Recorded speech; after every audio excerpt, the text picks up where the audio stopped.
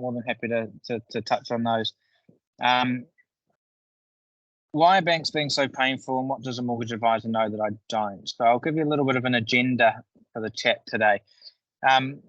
First up, we want to see why do banks find it so hard to understand me? Okay, and that's a really, really key one around contractors. How am I treated differently, if at all? And lastly, are banks willing to lend to me currently? And what does the current market look like around that? I pulled some photos from an old presentation just so you can understand a little bit about me and my background. I've been a mortgage broker doing mortgages for 20 years, 10 years at the bank, 10 years fully independent. I work for a company called Naked Finance. We're a small boutique service, full advisory. We do everything from pension transfers, investments, insurances, and mortgages. Okay. Me and my family here, I've got 3 girls and my wife. So there's a busy house and 2 girls under 3 and a 15-year-old now, which is a little bit scary. Love my cars, love my fishing, love my holidays, and my sport. And as you can see, I've had a rare day down the mountain today, which was an absolute brilliant day. So we'll touch on this, the first aspect of it now. So why do banks find it hard to understand me? And this is a really, really key one around our contractors and generally a lot of self-employed people, is banks get hemmed in by responsible lending guidelines, which basically mean they have to ascertain how consistent and regular your income is going to be. And that's why they look back on history. Okay, so when it comes to contracting, if you can tick all the boxes, okay, which is the policy, then you're absolutely fine. Okay, and if you fall outside a policy, you will find some reluctance for banks to entertain, especially at the moment, coming into recession, I think.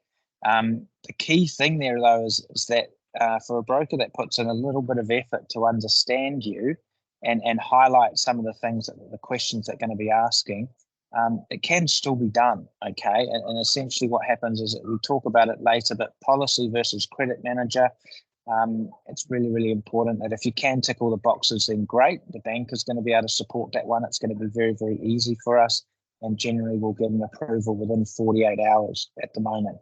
If it does need to go to a credit manager, for any reason we can't tick all these boxes, someone's actually going to have a manual assessment. Okay, now I did that job for many years.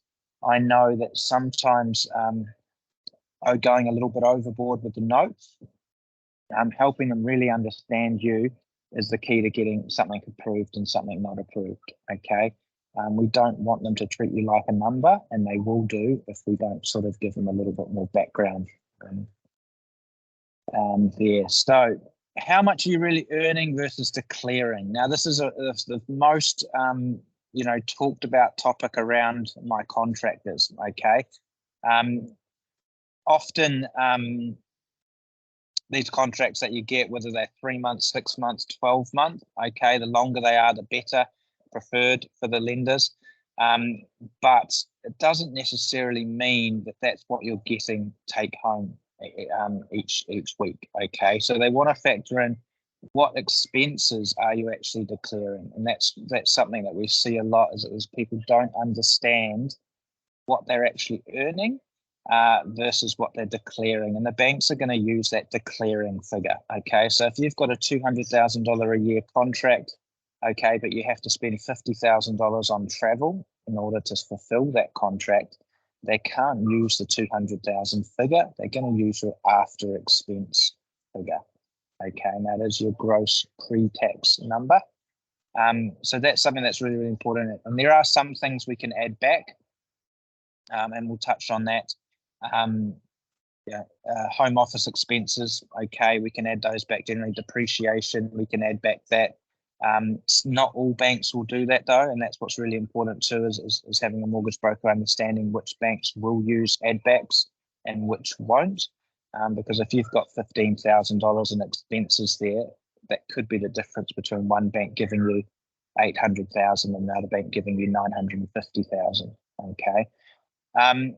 the bank needs to understand under their responsible lending guidelines how likely is this income to be renewed, okay? And how likely is this to be a consistent and regular thing? Are you going to struggle to get an additional contract once this contract finishes? Do you have multiple people you contract to, or is it just the one? These are the sort of questions that it's not part of policy, but it's good procedure for the broker to give them a bit of an understanding around your current position, okay? Is it reasonable to expect the level of income being received will continue? So for clients, I had a contractor last week who I spoke with who took 2 months off in the middle of the year. They didn't need to work, okay? They took 2 months off and decided to go to Bali, okay? Now, absolutely fine, but the bank's going to see that as a gap potentially and going to wonder if that was because he was struggling to find a contract in that time. They're always going to think the worst when we present something to them, and it's our job to try and get them to think otherwise. And I have actually in the past chucked a couple of photos of their holiday in the application just to show that they did in fact go overseas, and that was the case. As with all contractors, holidays, sick leaves, they want to manage that. They want to understand that, okay? So they understand that 3-month contracts, you do have to take a holiday at some point. So they might use 90% of whatever we're declaring there to factor in for those holidays and sick leave and things, okay? The other thing to think about is the additional aspect around your finances when you are a contractor. So paying ACC, paying GST, paying taxes, okay? You do need to be better at managing your finances than the average PAYE salaried earner, okay? Tax debt is something that we are seeing stump some of our contractors at the moment. Banks don't mind all other forms of debt, but tax debt can sometimes be a hindrance, especially if it has to go to credit. And in most cases, when there is a negative, tax debt there, the small business loan's absolutely fine, but tax debt generally needs credit sign-off, okay? Policy versus credit manager. So this is what we touched on earlier. So there's a bunch of tick boxes, and you've got to remember that the bankers in the branch are really trying to tick these boxes off. They're not incentivized anymore to work around and get a deal approved for us or for you. They're incentivized based on behaviors. So if they get a box that they can't tick, they often fire it back to us and they say, look, can we get this, please? Can we get that, please? Rather than involving a credit manager, which can be good because credit managers are a little bit tough on people at the moment and have the ability to veto any of the other boxes that we've already ticked if they're not comfortable. Okay, and that's what's open to interpretation is you've got no control over who gets it at the other end. So it's quite important that we do ask more questions and give a little bit more information. Okay, so when you need, what's important for you guys is you do need a mortgage broker to ask questions and be able to tell a story. Okay, now standard applications, and this is where I feel that contractors are let down a little bit in the current market because you do need to put a lot more effort into an application from a contractor, okay, and for self-employed and anyone in that box.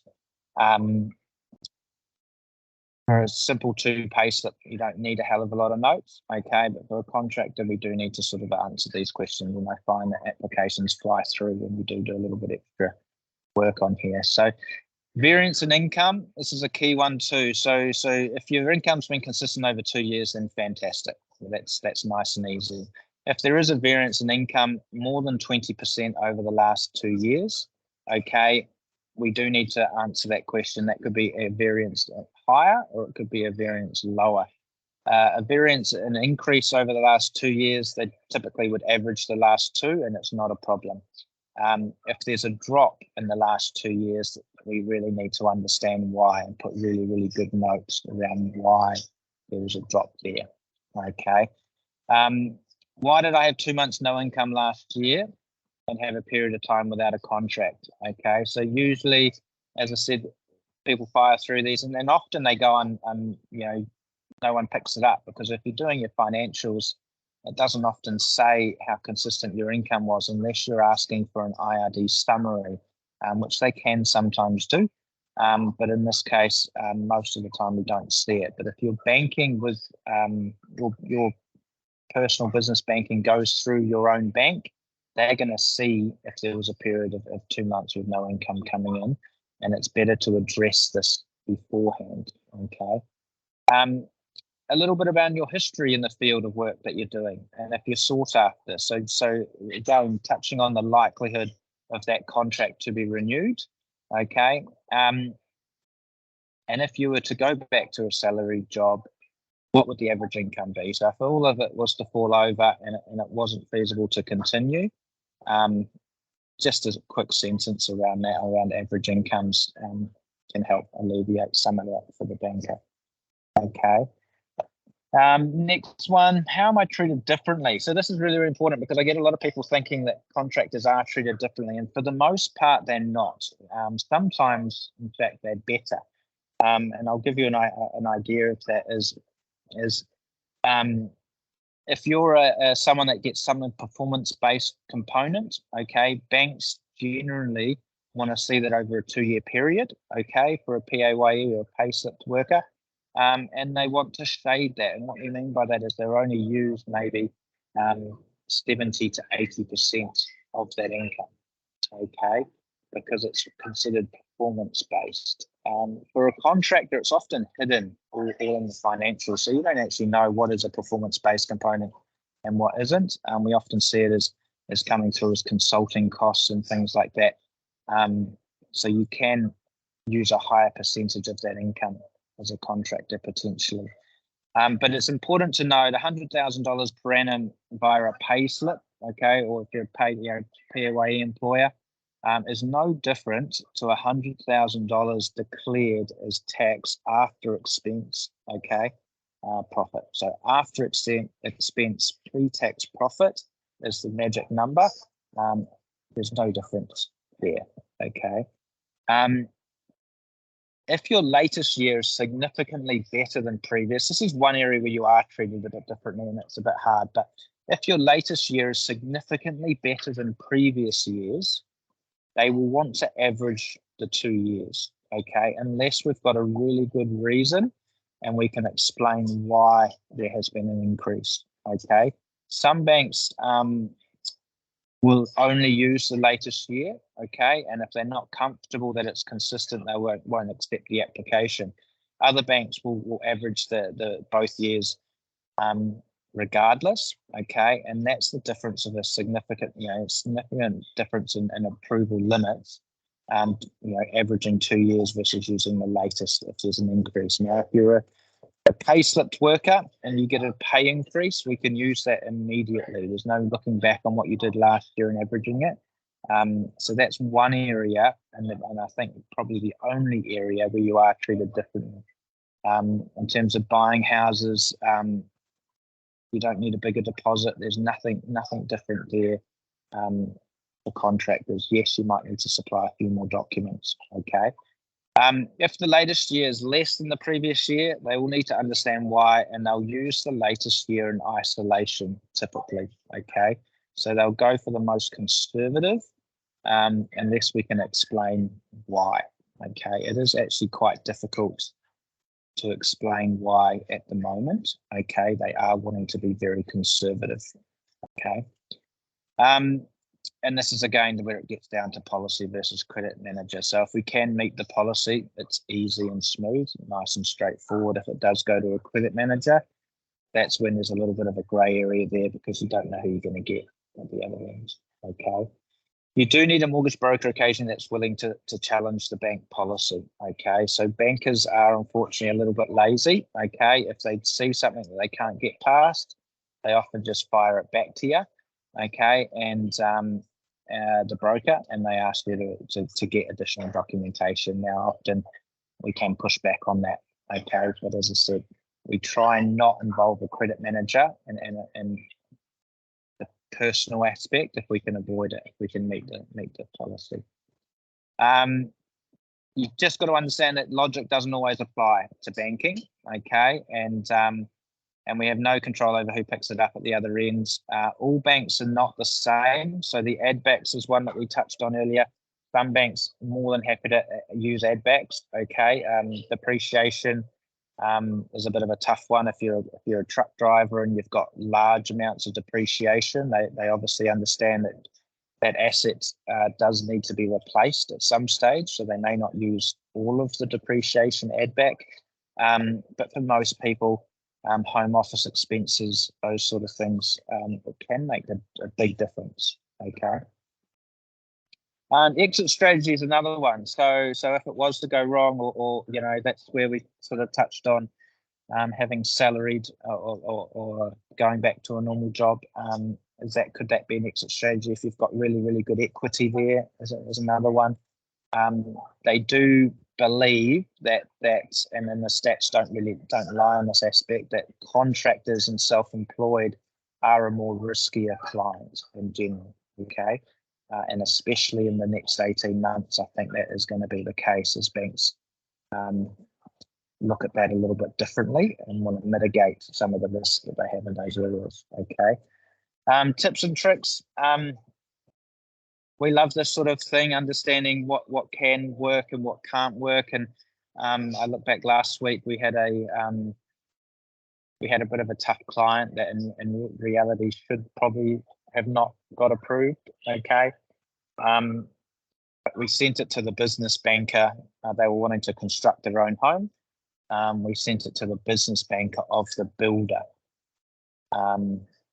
And the business banker sort of called us. He wasn't too happy because he can't decline. He didn't want to decline that and then have to explain to his client why he wasn't approving the business for the person that he was building the house for.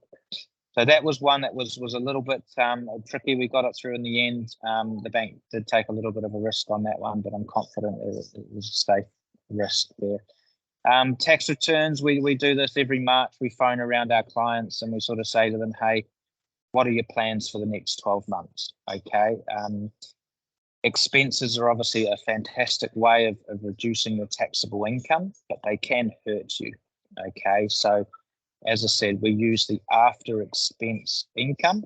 If you pay yourself a shareholder salary or a salary of any description within that expense, we can add that back. That's not an issue. But there's a lot of things we can't add back. Okay. And we do mitigate it and we do talk about it. So vehicle costs and things, if they're on the expense sheet, then we would remove them from your personal expenses. That's not an issue.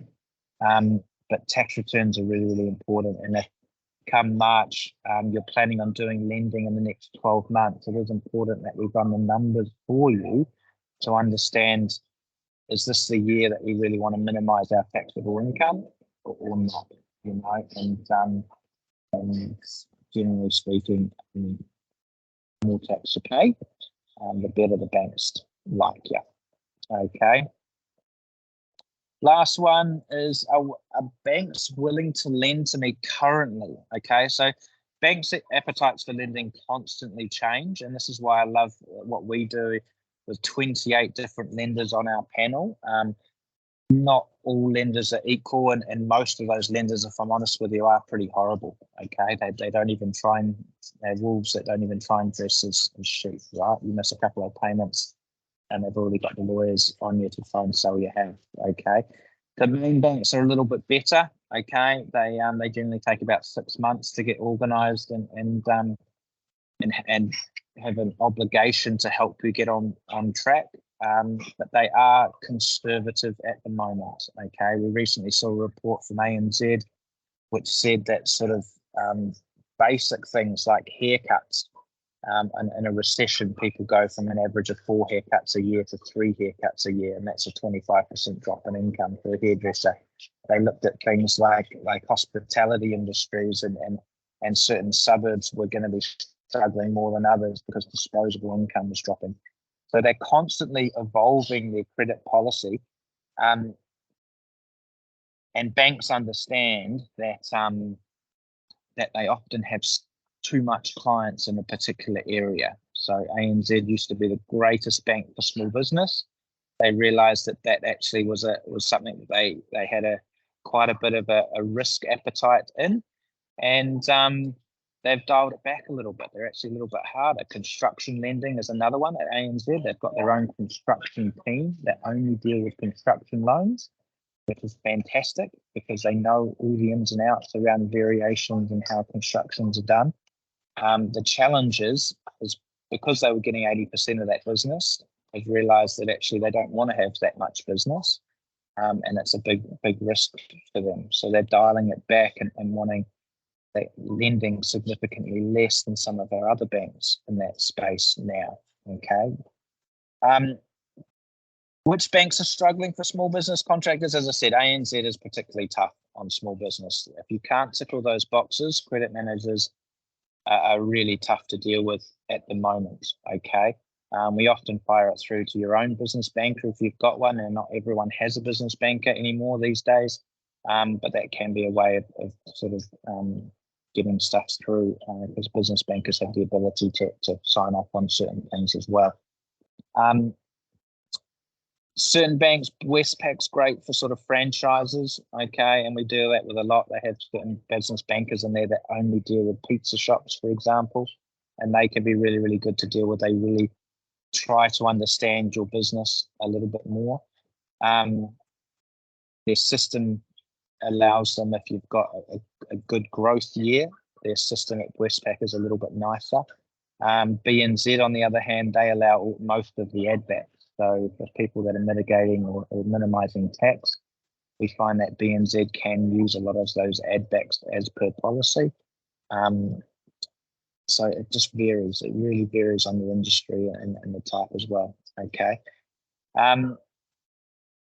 Banks do want to lend money, and I think that's the misconception is banks don't want to help people, and they do. They really want to lend you money, but they're constricted by the responsible lending guidelines, which are really, really strict. So if they put a foot wrong, we recently had a case, it was from 5 years ago, that I was involved in and declined it at the bank when I was working at the bank, because the person was at Sky City Casino every Friday, and you could see $500 to $1,000 going out of his account. He couldn't afford the mortgage with that sort of behaviour, and we turned him away. And but then I left the bank to come out and start Naked Finance, and was told that it was overruled by a more senior credit manager than me. And what happened after that was he claimed that the bank had reduced his quality of life by giving him that mortgage, because they were aware that that was his behaviour every Friday. And the banks knew that they weren't going to win that one in court. They shouldn't have given him the money, and he got a mortgage. After 9 months, he got his mortgage cleared, a free house, essentially. So they are very cautious about the obligations and the responsible lending, and that obviously was changed quite significantly. Now, I did see a couple of questions come through. I'm just going to bring these up and answer. So add backs, sorry. When I talk about add backs, I'm talking about depreciation. I'm talking about those expenses that are maybe not real expenses, or maybe that we're accounting for elsewhere in the application. So home office expenses, if we've got power and we've got all of those other things listed as your personal expense, we can add that back to credit off that. So we're not double counting those sort of things. Okay. Depreciation is another one that banks are happy to add back. Interest expenses, if there's debt within the business or personal debt under the contracting side, we can add that back because we've already accounted for the interest in the loan repayment. Okay.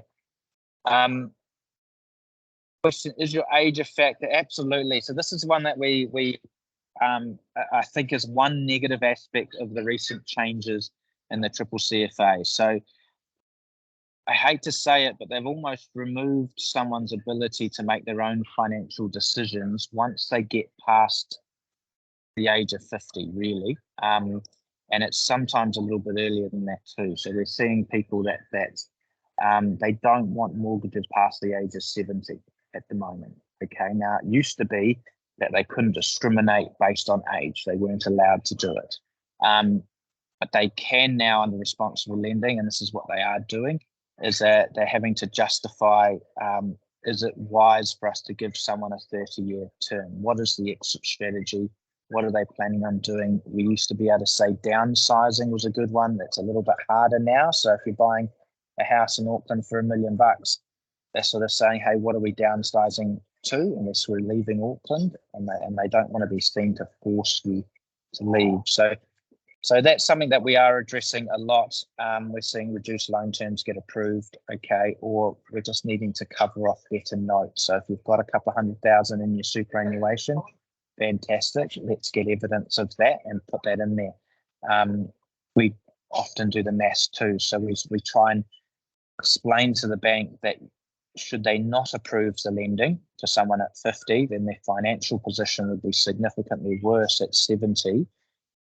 If they hadn't and force them to rent for 20 years. And it's just about doing the maths behind it. But that is a tough one at the moment. We've seen loan terms get reduced. Okay. Is the amount you can borrow growth income? Yes. So there is a multiplier there, but it's very rough. Okay. And it's open to a number of factors.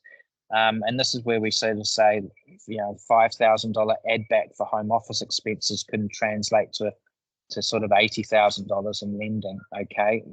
18 months ago, that multiplier was getting close to 7 times your annual gross income.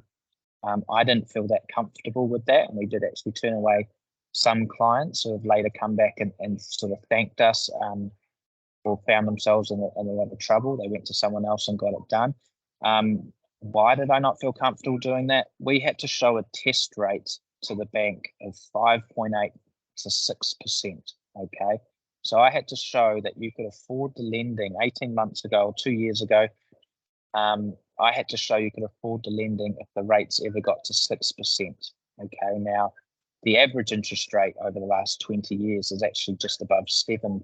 So I didn't feel comfortable using a rate below the average, okay? Especially in certain situations with single income households or scenarios like that. We're now seeing that multiplier around 5 to 5.5 times because the test rates have gone from 5.86 up to 9.5%. So I have to show that my clients can afford the mortgage at 9.5%. So most people are sitting around at 5 to 5.5, but there is a few things we can do to message that to get it a little bit higher. But I think I'm a little bit more comfortable now pushing the boundaries of what the banks are willing to give us. And I think the good mortgage brokers will start to shine again because that extra $50,000, $60,000, $70,000 can make a big difference in someone's search. Okay. Does receiving childcare subsidy have an effect of a mortgage application in any way? So there's lots of different childcare subsidies or carers allowances or government allowances. The key thing there is yes, it is considered an income, but the banks want to understand is how long is that going to be going for? So child support's another one where the mum might be receiving some child support income. Generally speaking, if the child's more than 15 years old, the bank doesn't want to use it because they're aware that it's only going to be there for a few years. Childcare subsidy, Best Start, all of those little things. They're not going to be around for the entire term of the mortgage. So banks try to leave those off if we can. Okay, and it's something that credit manager would need to approve in a lot of cases. Child support, though, is very easy. If you've got a kid under 10, banks are absolutely happy to use that. It's quite straightforward. Okay. I'll touch on my last slide because this is quite important. And as I said, I love reading a little bit around the next 18 months and understanding how banks' policies are going to change as a result of that. I think it's quite clear, and there's a lot of more articles now talking about New Zealand recession being a little bit worse than what's predicted. And now I'm not an expert in this. Don't get me wrong. Even the experts get paid millions of dollars to make these predictions are getting it wrong. Okay, so I think my opinions are a little bit pointless, but at the same time, as I've learned to judge the next sort of 12, 18 months based on how much my phone's ringing. And coming into COVID, when the phone was hot, it was ringing all the time. I kind of understood that the property market wasn't going to tank like some of the economists predicted. And I know that they made a lot of those predictions without thinking that amount of money that was going to be printed and pumped into the economy. But at the same time, as we saw a bunch of people with FOMO coming into COVID, I think they were told right the way through that they were, either going to be broke or dead. And then they came out of it and they weren't broke or dead. And they had a lot of money from sitting at home that they didn't feel like they earned. And they were spending it a lot, hence the inflation problem that we've got at the moment. So we'll touch on this as recession time. I think the key thing about the recessions, and without sounding condescending, but understanding that people are being paid to do things that they shouldn't be paid to do is essentially what's going to happen in the next 6 to 12 months. When people come off those fixed rate loans now, we're seeing a lot of people coming off the 3% loans, going into 6.5%, 7% loans. That discretionary income is going to dry up. Okay, I actually a couple of months ago paid for $200 worth of cupcakes for my daughter's birthday, and I can tell you that I won't be doing that again in the next 12 months. Okay, so I understand that these same people will not excel in a time of reduced disposable income. Bad businesses can survive a boom, but we're the first to die when the money dries up. So you've got to be better than your competitors. Okay. Do remember though, recessions create more opportunity than booms. Okay, and don't be the last to act and fall asleep at the wheel. So something like this is I heard a bit of an analogy around someone that mortgage was coming up today versus someone's mortgage is coming up in 6 months' time. The person that's got their mortgage increasing today is more likely to act earlier and take advantage of opportunities that the other person may not have. Okay, so it's one of those things is a bit of forward planning is quite key. And I did love this quote from Martin Senna. You cannot overtake 15 cars in sunny weather, but you can when it's raining. So I think next 12 to 18 months is something that is not a time to overextend yourself. It's a time to sort of knuckle down, get through it. Similar to the GFC, we saw a lot of people panic and sell. They regretted that it kind of fixed itself quite quickly. I don't think this will fix itself as quickly as the GFC, but at the same time, it's just a case of knuckling down and getting through it at this stage. Okay. Rates, I'll have a quick yarn about the rates, okay, because a lot of people are asking me what's happening with the rates, and I think Reserve Bank has acknowledged that they believe that they're nearing the top of the official rate, okay. I'm not so sure about that. I think that the rates do need to go higher if you're looking at it from an inflation point of view, but they can't go higher from a affordability issue. We're already seeing clients struggling with the Centrix data that came out.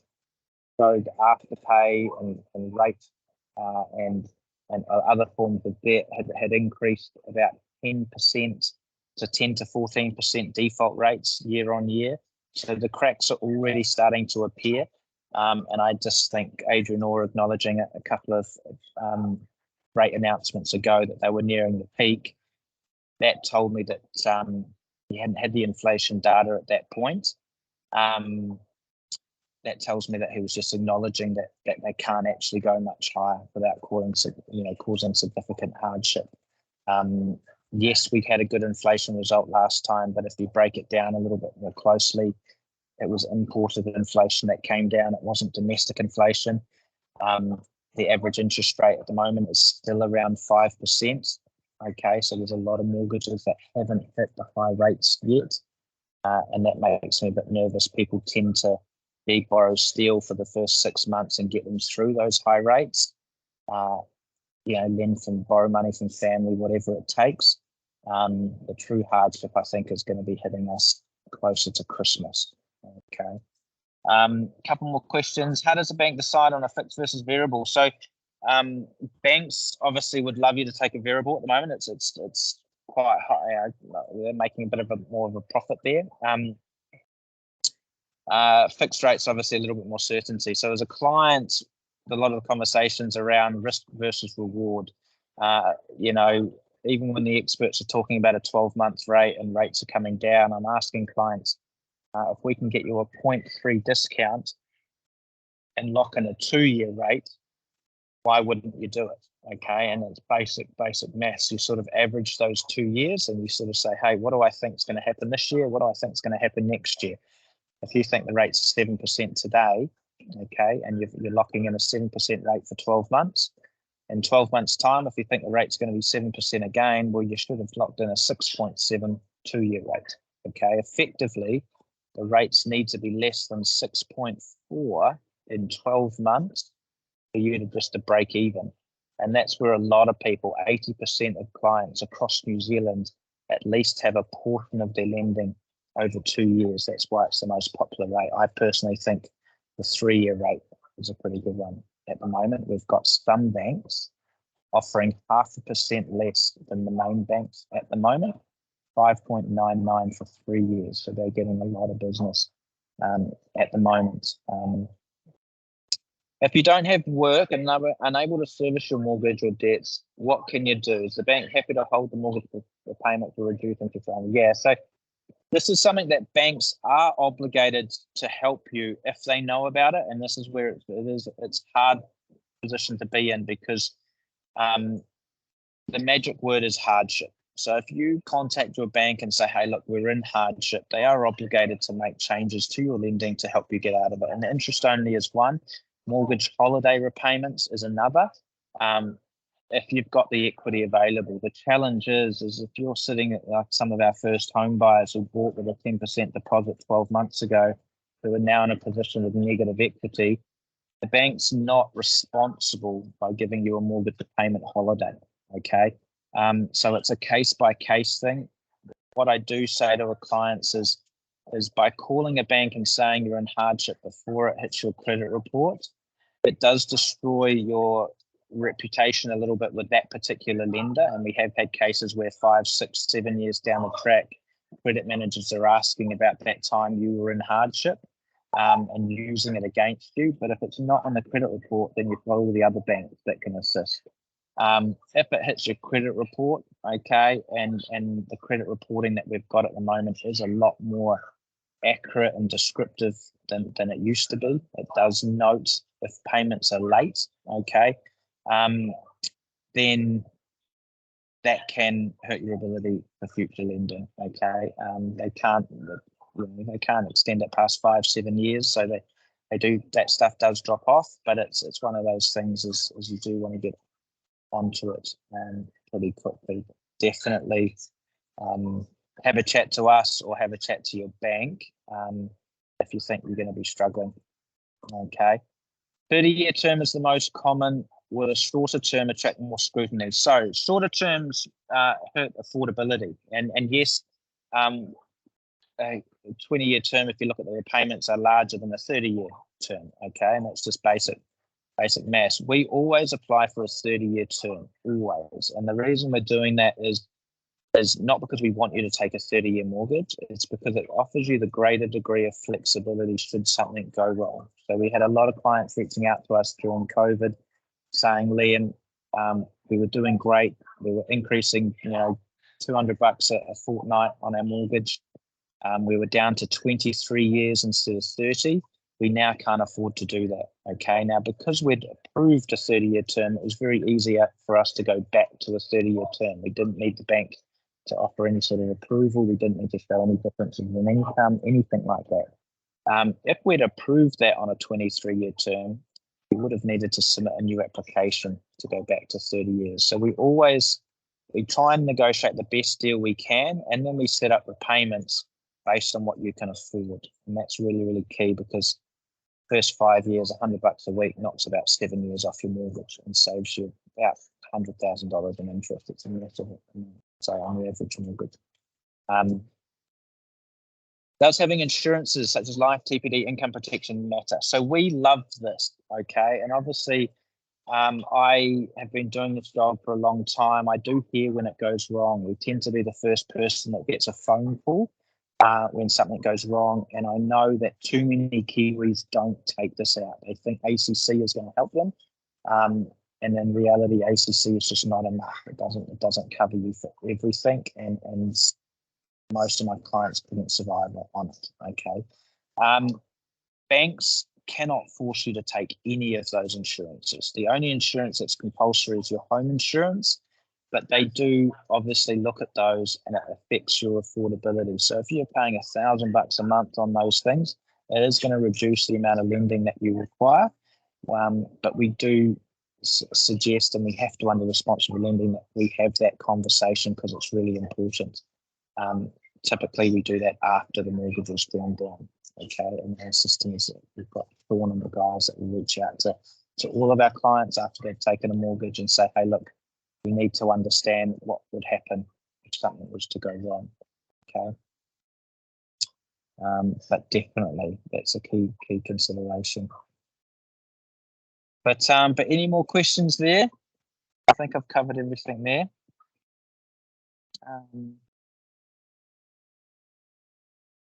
Yeah, let me know if there's any other questions.